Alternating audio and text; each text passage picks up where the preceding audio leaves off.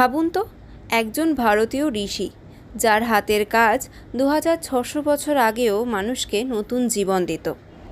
আজ তার মূর্তি দাঁড়িয়ে আছে স্কটল্যান্ড এবং অস্ট্রেলিয়ার মাটিতে। কে এই মহর্ষি সুশ্রুত? কেনই বা তার মূর্তি বসানো হলো? চলুন আজকের ভিডিওতে এই নিয়েই আলোচনা করা যাক। রিসেন্টলি দুটো বড় খবর এসেছে। 2026-এ 19শে জুন স্কটল্যান্ডে এবং তার আগেই অস্ট্রেলিয়ার মেলবর্নে মহর্ষি সুশ্রুতের মূর্তি স্থাপিত হয়েছে। এটা শুধু একটা মূর্তি না, এটা ভারতের আয়ুর্বেদা, সার্জারি এবং জ্ঞানের জয়। আমার আজকের ভিডিওতে আমরা এই নিয়েই আলোচনা করব, কিন্তু সবার আগে জানব মহর্ষি সুশ্রুত কে ছিলেন। যীশুখ্রিস্টের জন্মের প্রায় 600 বছর আগে ভারতের কাশীর মাটিতে দাঁড়িয়ে একজন ঋষি তৈরি করেছিলেন 120টিরও বেশি সার্জিক্যাল ইনস্ট্রুমেন্ট। লিখেছিলেন এমন এক বই যাতে লেখা আছে 300রও বেশি সার্জিক্যাল ওটির কথা। এবং উনি প্রথম এমন একজন ব্যক্তি যিনি প্লাস্টিক সার্জারির আবিষ্কার করেছিলেন।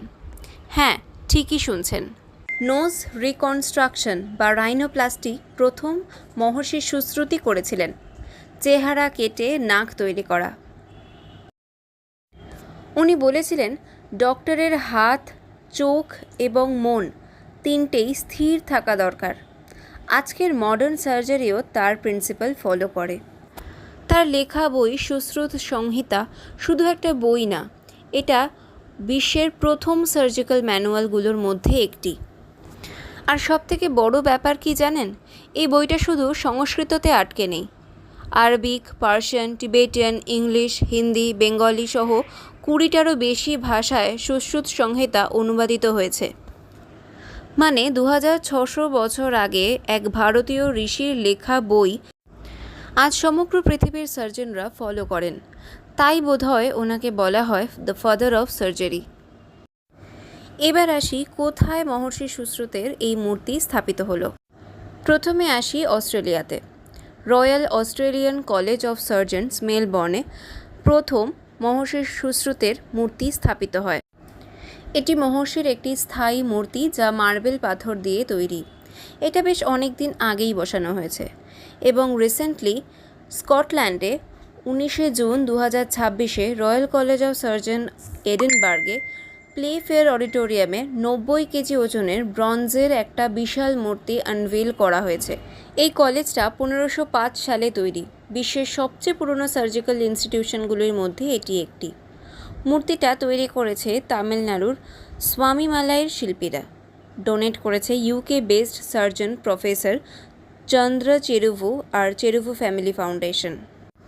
দুটি জায়গাতেই সুশ্রুতের হাতে সুশ্রুত সংহিতা ধরা আছে। বিদেশি ডক্টররাও এখন এটা মানেন যে আধুনিক সার্জারির অনেক ভিত্তি সুশ্রুত সংহিতা থেকে এসেছে, অর্থাৎ মহর্ষি সুশ্রুতের থেকে এসেছে। সুশ্রুত সংহিতা মূল বইটি সংস্কৃত ভাষায় লেখা। 8th সেঞ্চুরিতে প্রথম এটি আরবিকে ট্রান্সলেট করা হয়।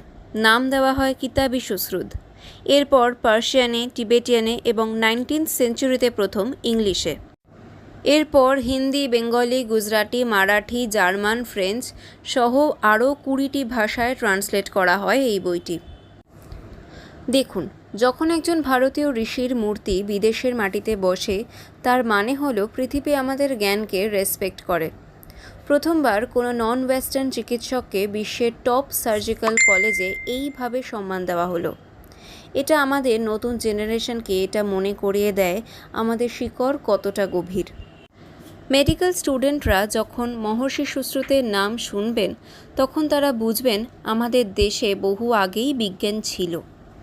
এগুলো শুধু এক একটি মূর্তি নয়, এগুলো এক একটি বার্তা। সারা বিশ্বের কাছে এই বার্তা পৌঁছায় এই মূর্তিগুলির মাধ্যমে যে ভারত জ্ঞানের গুরু ছিল, ভারত জ্ঞানের গুরু আছে এবং ভবিষ্যতেও ভারত জ্ঞানের গুরু থাকবে।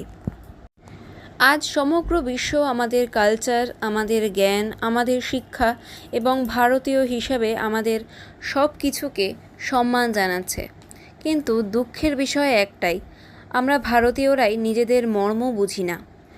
নিজেদের কালচার এবং নিজেদের সব কিছুই আমরা বিসর্জন দিচ্ছি ধীরে ধীরে। এই খবরটা শোনার পর থেকে ভারতীয় হিসাবে আমার তো বেশ গর্ববোধ হচ্ছে। তোমাদের কেমন লেগেছে অবশ্যই কমেন্ট করে আমাকে জানিও। আজকের ভিডিওটা কেমন লাগলো সেটাও অবশ্যই কমেন্টে জানিও। ভালো লাগলে লাইক করো, শেয়ার করো ফ্রেন্ডস আর ফ্যামিলির সাথে। আর চ্যানেলে নতুন বন্ধু হয়ে থাকলে প্লিজ চ্যানেলটাকে সাবস্ক্রাইব করে দিও। পাশে থাকা বেল আইকনটাও অবশ্যই অন করে দিও, যাতে চ্যানেলের প্রত্যেকটি ভিডিও নোটিফিকেশন তোমাদের কাছে পৌঁছে যায়। আজকের মতো এখানেই বিদায় নিচ্ছি।